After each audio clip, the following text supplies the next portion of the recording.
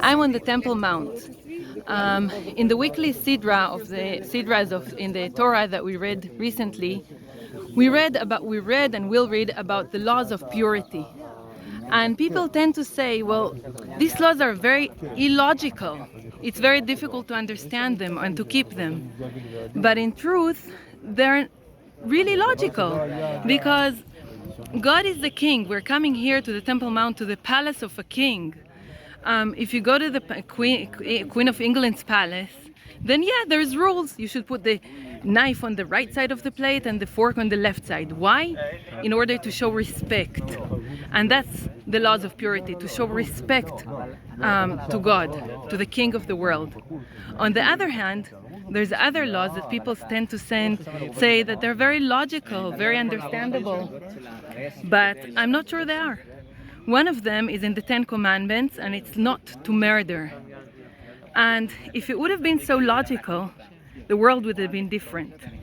Because the Muslims have a religious law that they should walk in the streets with guns and knives and murder innocent people. Because all the nations and countries are busy pouring money into making weapons and wars. Because the Supreme Court here in Israel is very busy trying to get terrorists out of jail and give them easy punishments so that they'll be able to murder again. So yeah, it's not easy to keep this law of not to murder. It's much more difficult, and it's not as logical as it seems to be, as people say it. May we all keep the Torah and build here the temple, rebuild the temple that stood here.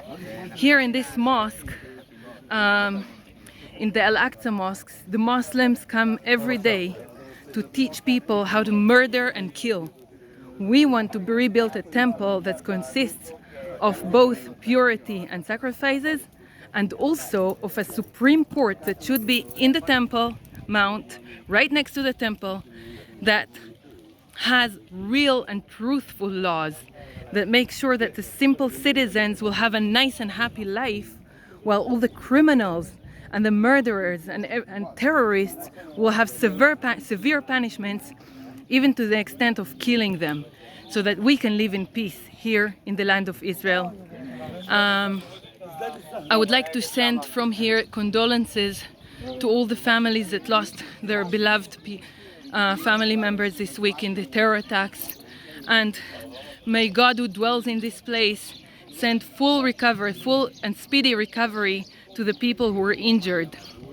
And may we do as it says in the Torah, keep the mitzvot, keep the laws, and God will bless us, as He promises, that we'll live here happily and with security, with no knives, with no swords, with no guns.